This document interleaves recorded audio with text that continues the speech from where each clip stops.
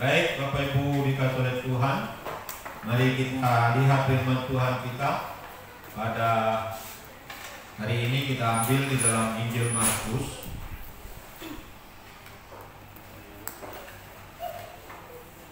Mari kita lihat Injil Markus pasal yang kelima.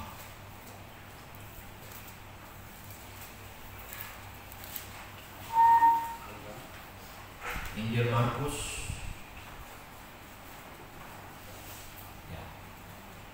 Injil Markus pasal yang kelima ayat pertama hingga ayat 20. Markus pasal 5 ayat pertama hingga ayat 20. Mari kita baca bergantian akan ayat firman Tuhan. Yesus mengusir roh jahat dari orang Gerasa. Lalu sampailah mereka di seberang danau di daerah orang Gerasa. Baru saja Yesus turun dari perahu dan datanglah seorang yang kerasukan roh jahat dari kuburan menemui dia. Orang itu diam di sana dan tidak ada seorang pun lagi yang sanggup mengikatnya, sekalipun dengan rantai. Karena sudah sering dia dibelenggu dan dirantai, tetapi rantainya diputuskannya dan dibelenggunya dimusnahkannya, sehingga tidak ada seorang pun yang sanggup kuat untuk menjinakkannya. Siang malam ia berkeliaran di perkuburan dan di bukit-bukit sambil berteriak-teriak dan memukul dirinya dengan batu. Ketika ia melihat Yesus dari jauh, berlarilah dia mendapatkannya lalu menyembahnya. Dan dengan keras ia berteriak, "Apa urusanmu dengan aku, hai Yesus, Anak Allah yang Maha Tinggi? Demi Allah, jangan siksa aku." Karena sebelumnya Yesus mengatakan kepadanya, "Hai engkau roh jahat, keluar dari orang ini." Kemudian ia bertanya kepada orang itu, "Siapa namamu?" Jawabnya, "Namaku Legion, karena kami banyak." Ia memohon dengan sangat supaya Yesus jangan mengusir roh itu keluar dari hadapannya. Adalah di sana di lereng bukit sejumlah besar babi sedang mencari makan. Lalu roh itu meminta kepadanya, katanya, "Serulah kami tinggal dalam babi-babi itu, biarkanlah kami memasukinya." Yesus mengabulkan permintaan mereka. Lalu keluarlah roh-roh jahat itu dan masuki babi-babi itu. Kawanan babi yang kira-kira 2000 jumlahnya itu terjun dari tepi jurang ke dalam danau dan mati lemas di dalamnya. Maka larilah penjaga-penjaga babi itu dan menceritakan hal itu ke kota dan ke kampung-kampung sekitarnya. Lalu keluarlah orang itu kepada penjaga. Mereka datang kepada Yesus dan melihat orang yang kerasukan itu duduk, sudah berpakaian dan sudah waras. Orang yang tadinya kerasukan legion itu. Maka takutlah mereka. Orang-orang yang telah melihat sendiri hal itu menceritakan kepada mereka apa yang telah terjadi atas orang yang kerasukan setan itu dan tentang babi-babi. Lalu mereka mendesak Yesus supaya ia meninggalkan daerah mereka. Pada waktu Yesus naik lagi ke dalam perahu, orang yang tadinya kerasukan setan itu meminta supaya dia diperkenankan menjadi ini.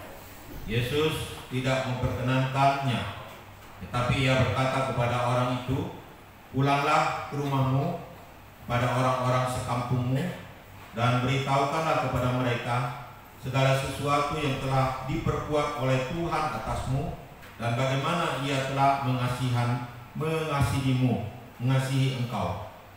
Orang itu berjalan dan memberitakan di daerah Dekapolis segala apa yang telah diperbuat Yesus atas dirinya dan dari mereka semua berjalan. Bapak Ibu dikasihi oleh Tuhan, memang ini adalah sebuah peristiwa kerasukan yang sangat radikal sekali. Ya. Kerasukan yang sangat radikal sekali. Saya dulu sering mengalami pelayanan yang pengusiran setan, tapi saya tidak pernah bertemu dengan yang seperti begini. Ya, belum pernah yang seperti itu. Hanya mungkin pernah tangkap ada yang kerasukan, mungkin kami 7 orang, tapi kami berhasil akhirnya. Lalu ada juga kami puluhan orang, tapi juga berhasil. Kan orang-orang yang telah kerasukan setan ini. Ya. Tetapi kita melihat ada kerasukan yang luar biasa yang terjadi dalam peristiwa ini. Kalau kita melihat bagaimana efek dari kerasukan itu sangat luar biasa sekali. Dikatakan ada banyak sekali setan yang masuk ke dalam orang ini, saudara-saudara. Kita tidak tahu berapa banyak setan yang masuk atau roh jahat yang masuk ke dalam orang ini. Alkitab tidak mencatat secara spesifik berapa yang masuk. Tetapi ketika setan ini meminta untuk supaya mereka masuk ke babi, di situ ada 2000 babi, kurang lebih. Ada kurang lebih 2000 babi yang akhirnya dimasuki oleh roh-roh jahat ini. Nah, dari sini kita bisa melihat kemungkinan besar mungkin ada 2000-an babi, ada 2000-an roh jahat yang masuk ke dalam tubuh orang ini. Masuk ke dalam tubuh orang ini. Kita tidak tahu apa penyebabnya roh jahat itu masuk ke dalam tubuh orang ini. Dirasuki begitu hebat, begitu luar biasa. Kita tidak tahu mengapa. Karena tidak diceritakan secara detail latar belakangnya. Mengapa orang ini sampai dirasuki seperti itu. Ya. Tapi memang saudara-saudara, kalau kita belajar banyak tentang setan ini, maka kita akan bisa mengerti mengapa orang bisa dirasuki seperti itu. Begitu radikal itu. Ada kemungkinan, banyak kemungkinan. Bisa saja karena dia sendiri membuka celah supaya iblis itu masuk. Dia bergaul dengan iblis itu sendiri. Sehingga semakin hari semakin banyak iblis yang masuk di dalam hidup dia.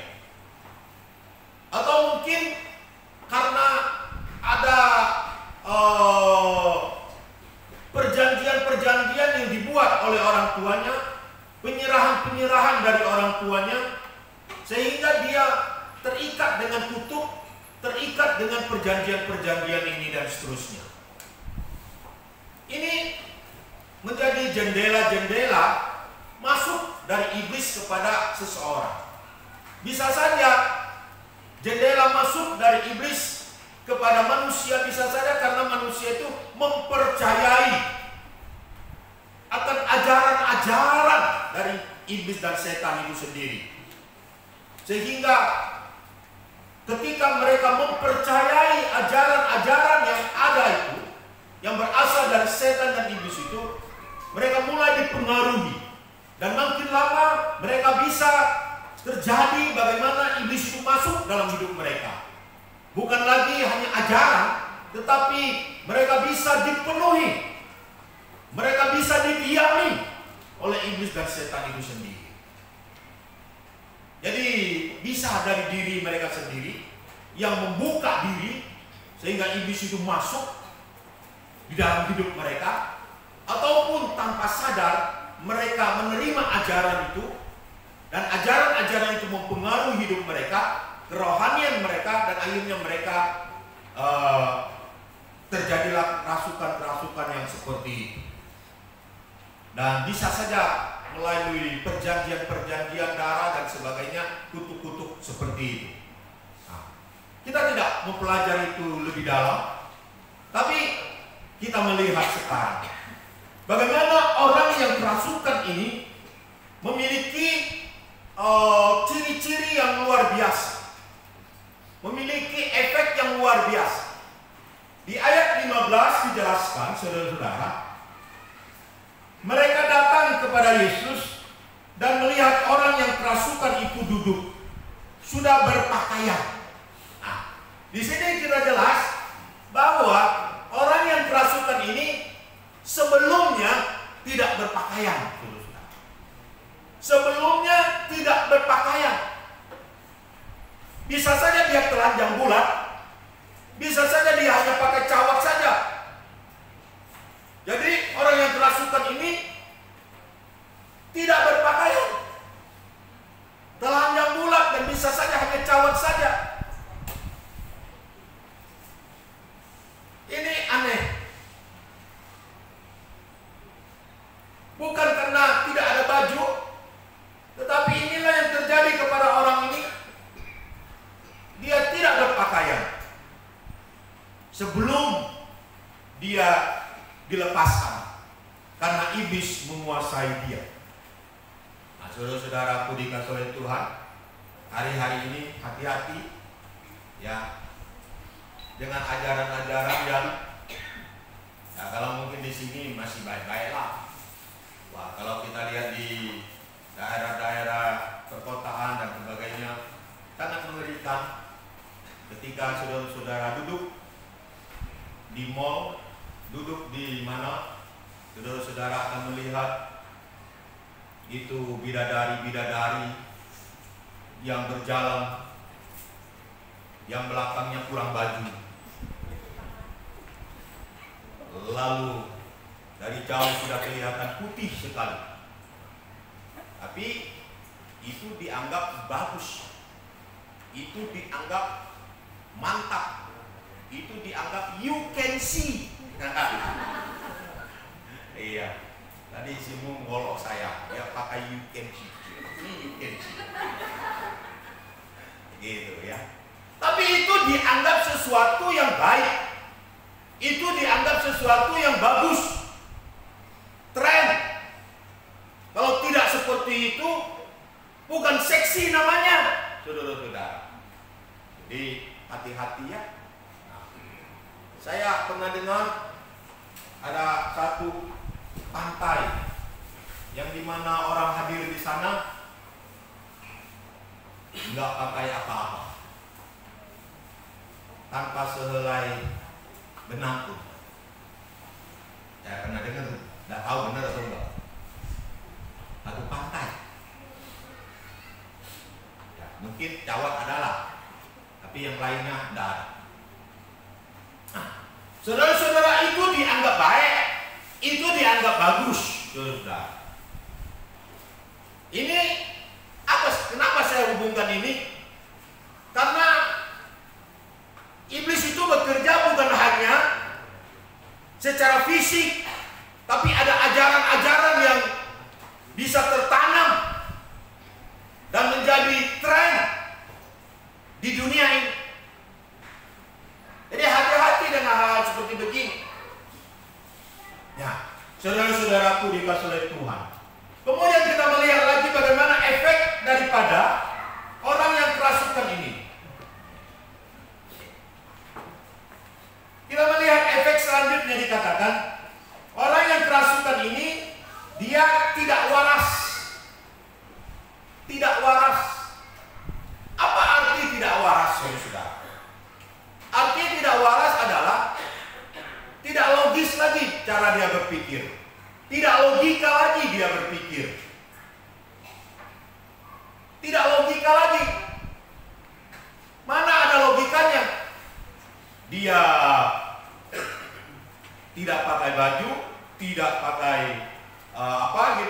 lalu dia tidurnya di tengah perkuburan seperti begitu, dia berteriak sana sini, dia ambil batu pukul dirinya sendiri, itu sudah tidak waras, tidak logika lagi, tidak logika lagi. Ini efek. Kita lihat orang ini otaknya sudah dicuci, otak kalau istilah orang, oleh iblis. Dikuasai otaknya, pemikiran-pemikirannya itu dikuasai oleh iblis, sehingga bisa seperti itu. Saya pikir ketika dia belum dikuasai oleh iblis, dia tidak seperti begitu. Dia pikirannya masih waras. Tetapi ketika sudah dikuasai oleh iblis, pikirannya sudah tidak waras. Pikirannya sudah tidak lagi logika. Tidak ada lagi logika cara berpikirnya. Iya. Jadi saudara-saudara hati-hati dengan pikiran kita. Memang teologi yang mengatakan, teologi Injili, sekali selamat tetap selamat, iblis tidak bisa menguasai kita. Tapi sekali lagi, logika kita, Tuhan juga berkata, renungkanlah firman Tuhan itu siang dan malam. Berarti firman harus menguasai logika kita. Pikirkanlah firman Tuhan itu siang dan malam. Mengapa Tuhan ingin kayak kata seperti ini? Bisa saja logika iblis masuk di dalam logika kita dan menguasai logika kita. Cara berpikir kita dikuasai oleh iblis. Makanya kadang-kadang manusia ini kadang-kadang ada, ya ini di luar Kristen juga, bisa saja Kristen KTP juga bisa ada. Macam-macam kan Kristen itu kan. Tiba-tiba yang tidak logis bisa terpikir. Yang sebenarnya tidak harus ditakuti, saudara. Yang seharusnya tidak kacau, tapi kacau pikirannya. Dan tiba-tiba bisa ada perasaan ingin bunuh diri dan sebagainya. Ini ada apa? Bisa saja ada campur tangan dari kuasa kegelapan yang sedang mempengaruhi itu pikiran kita. Pikiran kita dicekoki oleh pikiran-pikiran yang berasal dari iblis. Kita lihat orang ini pikirannya dikuasai oleh iblis. Tidak waras. Dikuasai oleh iblis. Kemudian saudara-saudara, efek daripada dikuasai oleh iblis juga, orang ini secara fisik tidak normal. Secara fisik dia tidak mengalami kenormalan. Kenapa? Kita lihat di situ. Dia ditangkap oleh mungkin orang sekampung dia, atau siapa aja yang nangkap dia, atau keluarganya. Mungkin pertama diikat dengan tali, lalu tali itu dilepaskannya dengan tenaganya yang kuat, dia lepaskan. Mungkin kita berkata wajarlah, saya pun mungkin mampulah karena memiliki tenaga Simpson kali ya, gitu ya. Atau tenaga Ederai gitu ya, atau tenaga binaraga yang kuat gitu ya, lalu mampu memutuskan tali. Tapi babak selanjutnya mereka pakai rantai, pakai belenggu, mengikat orang ini. Mungkin pertama rantai kecil, tapi rantai kecil itu diputuskan. Di mana logika lagi sekarang? Tidak logika lagi. Tubuhnya sudah mulai tidak normal seperti begitu. Manusia biasa mana mampu. Mungkin rantai itu diperbesar menjadi rantai yang besar, yang gede, yang mungkin pengikat kapal. Tapi itu juga patah dan lepas semuanya. Berarti di sini tubuhnya sudah mengalami ketidaknormalan. Karena apa? Dikuasai oleh iblis, dikuasai oleh setan. Roh-roh jahat menguasai dia, sehingga tubuhnya sudah tidak normal. Sudah tidak normal. Bahkan dia ambil itu batu, pukul tubuhnya, dan mungkin pukul kepalanya juga. Coba kalau kita ambil batu, pukul tubuh kita, kan sakit. Berteriak mungkin kita, aduh, tapi dia tidak. Dia mengalami kekuatan tubuh yang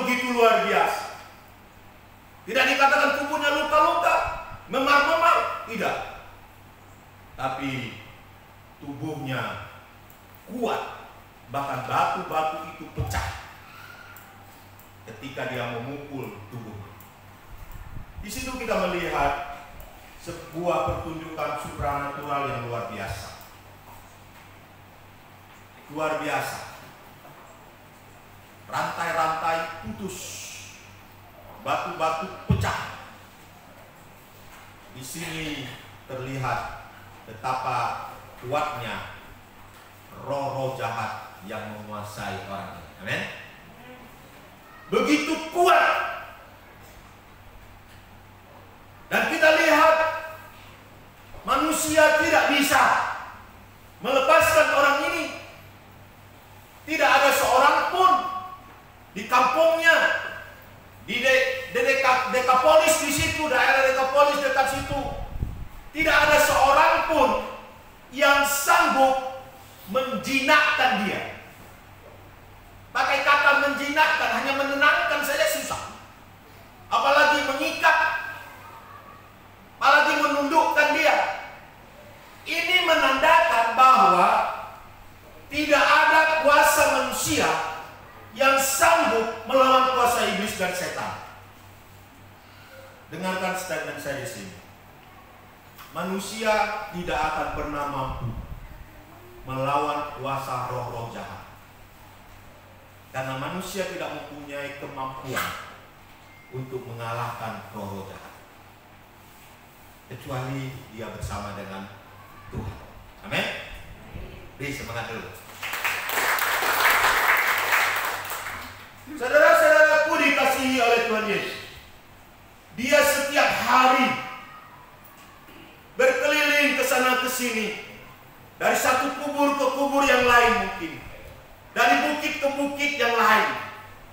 Dia mengembara dari satu tempat ke tempat yang lain di daerah itu.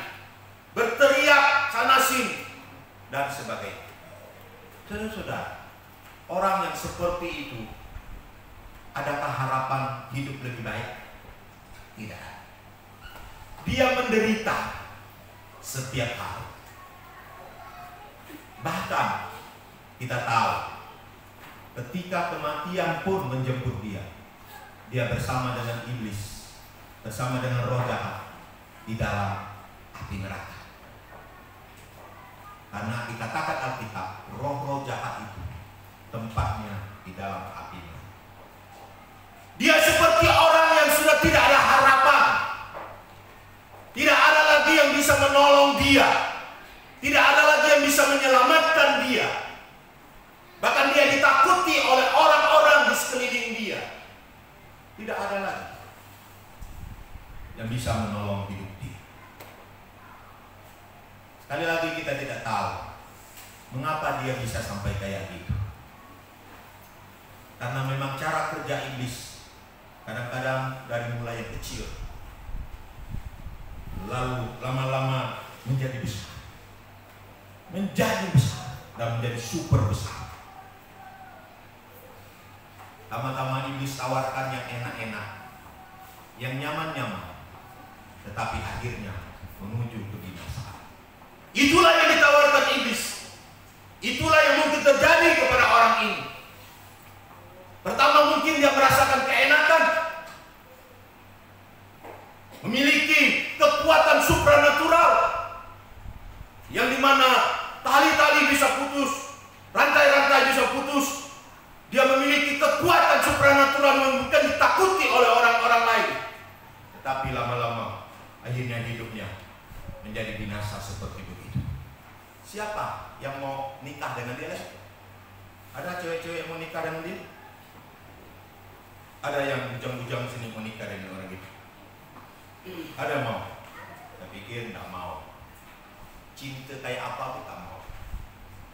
Nanti jangan-jangan tengah malam disedot darahnya. Ya kan? Karena dia sudah tidak normal kan? Siapa yang mau ya? Ketakutan ada, dekat aja takut. Apalagi mau jadi istrinya. Orang ini kehilangan masa depan dalam hidup. Amin. Tetapi kita lihat, puji Tuhan, walaupun manusia sudah tidak ada jalan tolong orang, Dunia sudah tidak bisa tolong orang ini. Siapapun sudah tidak bisa tolong orang ini. Situasi kondisi apapun sudah tidak bisa tolong orang ini. Karena berhadapan dengan iblis yang begitu kuat ada dalam diri orang ini. Tapi kita tahu ada satu pribadi yang bisa tolong orang ini. Siapa? Yesus Kristus. Amin. Dan Yesus Kristus sangat mengasihi orang ini. Dari mana ayatnya? Yesus berkata kepada orang ini ketika dia mau ikut Yesus. Yesus berkata kepada orang ini, Yesus tidak memperkenankannya, tetapi ia berkata kepada orang itu, pulanglah ke rumahmu, kepada orang-orang sekampungmu, dan beritahukanlah kepada mereka segala sesuatu yang telah diperbuat oleh Tuhan atasmu, dan bagaimana ia telah mengasihimu. Amin. Karena Yesus mengasihi orang inilah, maka orang ini memiliki harapan. Makanya tema kita adalah kasih yang memberi harapan. Saudara-saudara, ketika Yesus mau menyelamatkan orang ini bukan kebetulan. Ini sudah direncanakan oleh Tuhan dalam penyelamatan. Ini misi yang sudah direncanakan. Yesus sendiri menjadi inisiatif misi. Dari seberang, Yesus berkata kepada murid-muridnya, tolak itu perahu, pergi ke daerah itu. Yesus suruh pergi ke sana.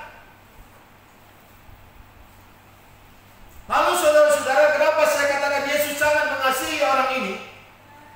Perlu diketahui, orang Gerasa itu bukan orang Israel. Orang Gerasa adalah orang luar Israel. Sedangkan Tuhan Yesus sebenarnya datang kepada orang Israel di luar, bukan kepada orang non-Israel itu. Tetapi karena kasih, Yesus menyelipkan ini di dalam pelayanannya.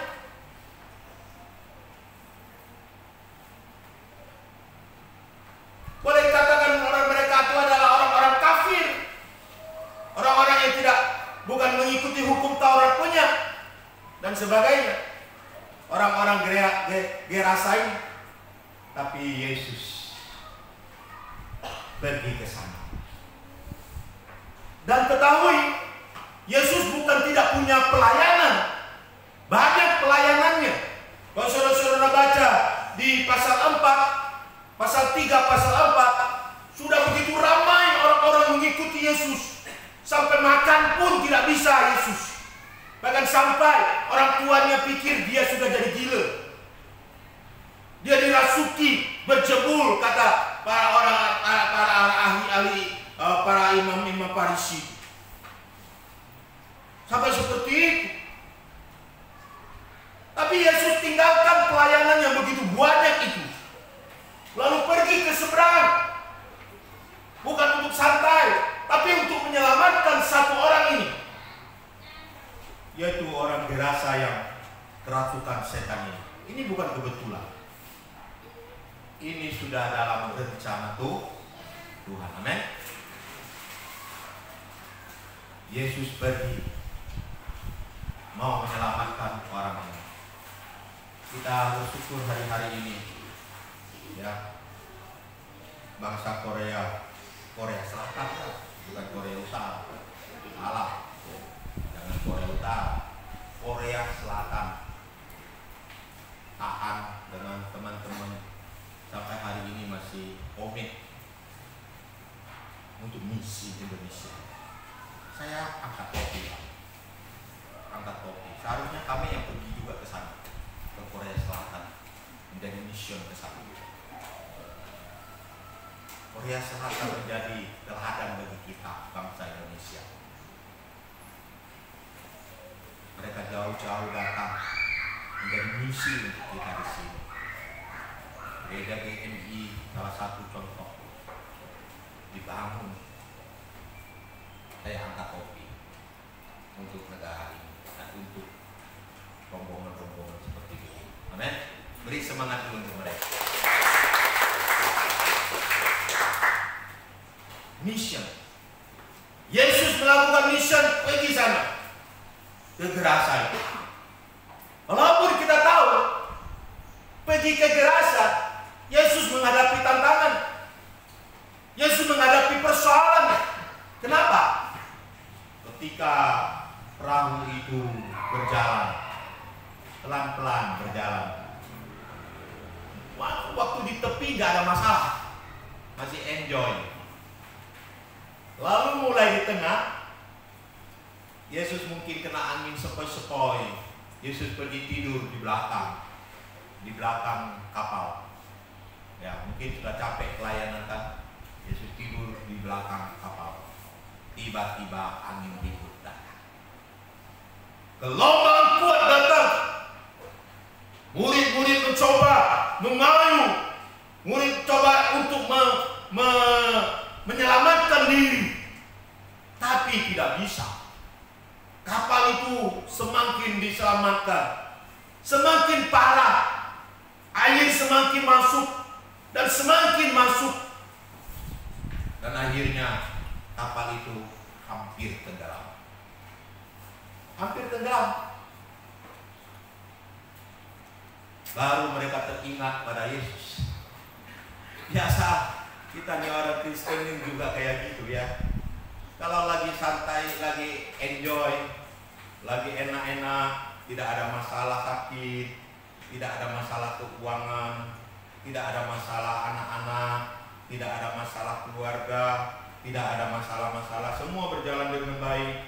Atau ketika kita ada masalah, kita mampu menanganinya, kita mampu menyelesaikannya, ada backing-backing yang menolong kita dan bisa selesai masalah itu, kita nggak pernah cari Tuhan. Tapi ketika semua yang kita pakai itu sudah tidak mampu lagi, baru kita berteriak kepada Tuhan. Baru kita cari Tuhan. Baru kita berteriak, Tuhan kamu mana? Tolonglah kami Tuhan, kami sudah mau binasa ini. Sudah mau binasa baru cari Tuhan. Itu manusia. Itu murid-murid. Cari Tuhan Yesus. Syukurnya Tuhan Yesus bilang, udah mati-mati kau lah. Tuhan akan mati kah? Enggak. Dia berjalan di atas air bisa. Murid-murid bisa jalan di atas air, yang nggak bisa. Tinggal tenggelam aja, kena kapal itu, walaupun pandai berenang tetap habis karena kena gelombang. Kan gitu. Nah, saudara-saudara, Yesus mengalami masalah sebelum sampai di Gerasa, yaitu perahu yang ditumpangi mengalami gelombang taufan yang sangat besar. Kita berkata di sini, taufan yang sangat besar. Saudara-saudara, apakah ini juga kebetulan? Tidak. Ini adalah serangan iblis dan setan kalau menurut saya. Menurut penafsiran saya di sini. Jadi iblis itu sudah tahu Yesus mau datang ke sana. Sehingga dia mengadakan perlawanan dulu. Dia melakukan perlawanan dulu dengan Yesus. Makanya terjadilah angin ribut, terjadilah gelombang yang besar. Itu mungkin disebabkan oleh kuasa iblis, kuasa setan waktu itu yang menghalangi Tuhan datang. Nah, saudara-saudara, dulu saya pernah usir seorang yang kerasukan setan. Kami rombongan mau datang mengusir setan itu. yang masuk ke dalam tubuh orang ini. Tapi saudara-saudara, sebelum kami datang, rupanya iblis sudah kasih tahu sama orang ini yang kerasukan ini. Dia sudah tahu kami akan datang. Padahal nggak ada satu orang pun kasih tahu dia kami akan datang. Tapi dia sudah tahu kami akan datang. Iblis memang bukan maha tahu, tapi iblis juga tahu. Gitu. Dia bukan maha tahu, tapi dia juga tahu. Dia di bawah Allah sedikit. Dia tahu apa yang terjadi ketika Yesus mau datang. Dia tahu. Dia tahu. Gitu. Makanya terjadilah angin ribut yang besar, gelombang yang besar. Tapi kita lihat di situ terjadi di mana Yesus menghardik. Dia angin, dia gelombang, semuanya tunduk dan taat. Semuanya menjadi teduh dan tenang. Di sini menandakan Yesus lebih berkuasa dari iblis dan setan. Amin.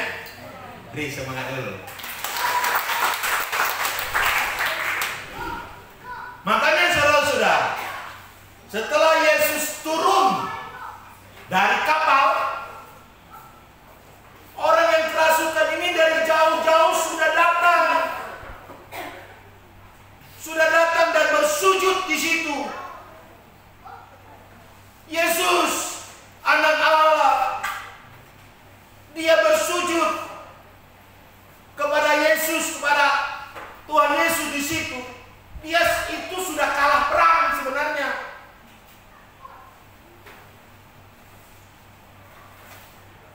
Dan dia sudah tahu Yesus itu anak Allah yang maha tinggi.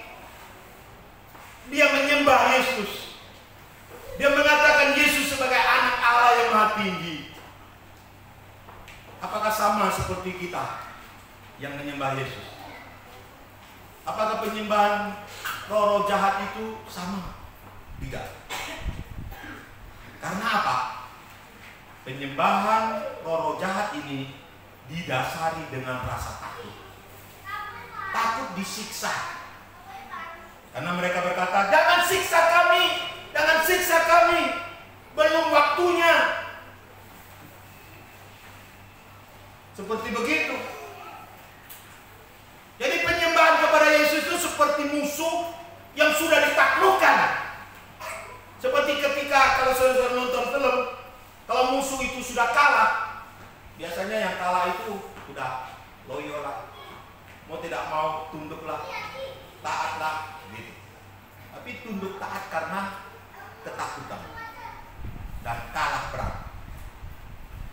Tapi kita anak Tuhan menyembah Tuhan beda.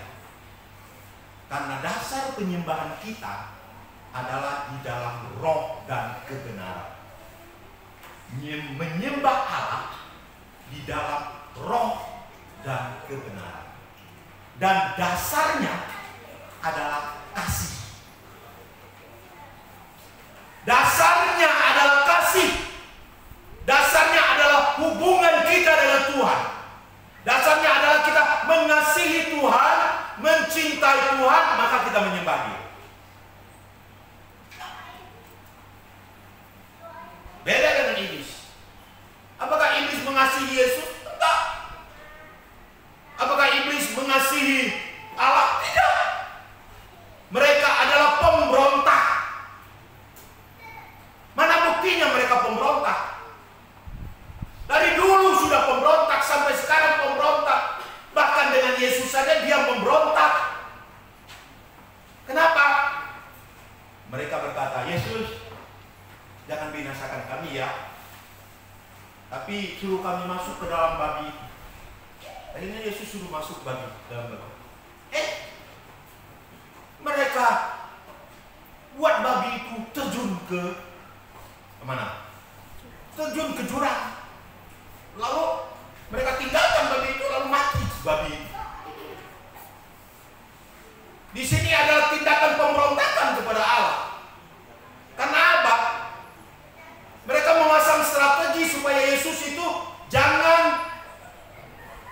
menginjili, jangan memenangkan orang-orang di Dekapolis itu. Makanya kalau mission selalu ada tantangan. Iblis, kita pasang strategi, iblis juga pasang strategi. Seperti gitu. Iblis pasang strategi di situ. Tuhan tidak suruh mereka terjun ke jurang itu, tapi mereka lakukan karena strategi. Karena apa? Ketika mereka terjun dan mati babi itu, pemilik babi itu akan marah. Itu strateginya. Para pengurap yang pemilik babi itu, yang jumlahnya 2000 itu, akan marah. Dan mereka pasti akan menolak Yesus masuk ke sana. Pintu penginjilan tertutup lagi di sana. Gitu. Tapi kita lihat Yesus, mengapa saya katakan Yesus mengasihi orang ini? Yesus tidak peduli. Yesus lebih mengasihi orang ini daripada babi. Yesus rela berkorban dalam hal ini. Dia tidak masuk ke Dekapolis. Dia tidak pergi ke sana demi satu orang ini. Tapi kita lihat ada strategi Yesus selanjutnya. Iblis pakai strategi, Yesus juga ada strategi. Strategi apa? Ketika orang ini mau ikut Yesus, selesai semua cerita selesai, Yesus mau pulang kan? Lalu orang ini mau ikut Yesus karena dia merasa dulu saya tidak ada harapan, tapi sekarang saya sudah ada harapan. Saya ingin menyerahkan diri saya kepada Tuhan. Itulah orang Kristen. Karena orang Kristen itu seperti itu. Seharusnya dulu kita itu merasa kita orang yang penuh dengan dosa dan tidak punya ada harapan. Sekarang kita punya harapan. Seharusnya kita menyerahkan diri kita kepada Tuhan dalam hidup ini. Itu yang seharusnya terjadi siklusnya. Bukan lalu kita leha-leha aja. Enggak.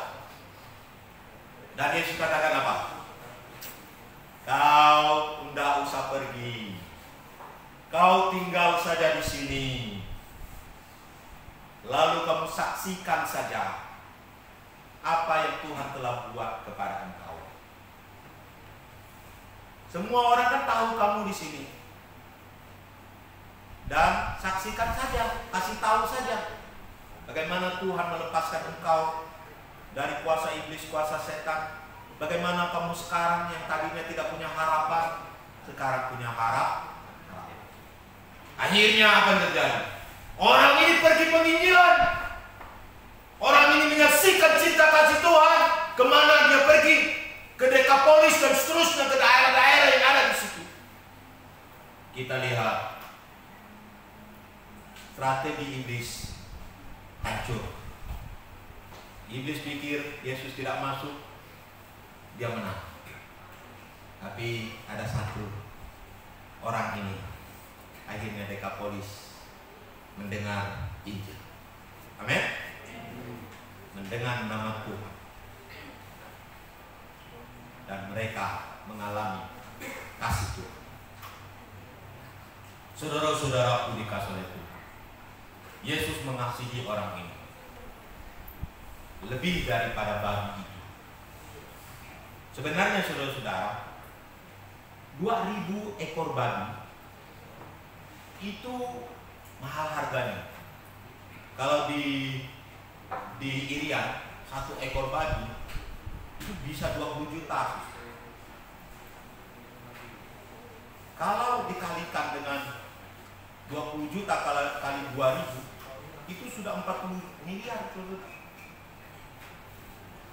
Sebenarnya ketika Yesus suruh babi itu masuk, atau iblis itu masuk ke dalam babi itu, atau setan masuk dalam babi itu, Yesus bisa dituntut loh secara hukum. Yesus bisa mengalami sanksi. Yesus bisa dituntut dengan ganti rugi dan sebagainya. Tapi Yesus tidak peduli. Dia bisa dituntut sama pemilik babi ini. Karena iblis yang masuk ke situ. Tapi Yesus lebih mengasihi orang ini daripada babi itu. Yesus rela dituntut. Yesus rela didesak pergi dari daerah. 40 miliar. Sebenarnya saya tanya, berapa harga manusia? Berapa harga manusia? Ya, kadang-kadang harga manusia ditentukan dengan apa? Statusnya, ya. Ini manusia. Manusia menilai manusia dari statusnya. Ya, kalau dia seorang profesor, harganya tinggi. Ya, dia seorang doktor, harganya tinggi. Ya, dia seorang pejabat pemerintah, presiden, gubernur, apa saja. Oh, harganya tinggi. Oh, dia seorang kaya, harganya tinggi. Oh, dia seorang terpelajar, harganya tinggi. Dia dari negara yang maju, dia lebih tinggi dari negara yang tidak maju. Apakah manusia harganya seperti itu? Ditentukan status sosialnya? Dibandingkan dengan orang-orang yang jalan, yang mungkin orang-orang miskin, yang mungkin orang yang tidak punya duit, yang mungkin orang yang cacat, yang mungkin orang yang tidak ada apa-apanya. Tidak. Di hadapan Yesus kita sama. Amin. Di hadapan Yesus kita sama. Lihat, Yesus menghargai orang ini. Secara manusiawi, orang ini tidak berharga di mata manusia yang lain. Tidak ada harga. Untuk apa? Mereka, orang ini adalah orang yang sudah termasuk orang yang harus dihancurkan, dibuang di api. Tidak ada artinya lagi bagi manusia. Mokiusenea. Tapi Yesus menghargai orang. Amin. Yesus menghargai orang. Jadi saudara-saudara, jangan kita menghargai orang menurut penampilan. Jangan kita menghargai orang menurut status sosial. Tapi biarlah kita memiliki pandangan seperti Kristus. Melihat jiwa orang itu berharga. Amin. Orang itu berharga. Berapa harga manusia? Saya baca di internet, dua mata ini kalau dihargai dengan uang itu bisa 14 miliar. Mata, mau jual mata 14 miliar. Jual ginjal 2,6 miliar. Jual jantung, jual hati 1,6 miliar. Tapi sekali lagi, di hadapan Tuhan, manusia sangat berharga. Jiwa sama satu dengan yang lain. Amin. Amin. Beri semangat dulu. Ya. Saudara-saudaraku yang dikasihi oleh Tuhan, Yesus mengasihi orang ini. Makanya akhirnya orang ini memiliki harapan masa depan yang indah. Apapun kondisi kita hari ini, Tuhan bisa pulihkan dalam hidup kita. Kondisi kegagalan, kondisi sakit penyakit, kondisi kekurangan, kondisi dikuasai oleh iblis dan setan sekalipun, setan manapun sekalipun yang membuat kita porak-poranda dalam hidup ini, yang menghancurkan hidup kita hari ini, seperti apapun juga, Tuhan sanggup memulihkan kita. Amin. Karena Kristus berkuasa melakukan segala perkara. Orang ini ditolong karena Kristus mengasihi dia. Tuhan juga akan menolong engkau karena dia mengasihi engkau. apapun kondisi. Mari kita bangkit berdiri, kita berdoa. Baik, kita nyanyikan lagu dulu.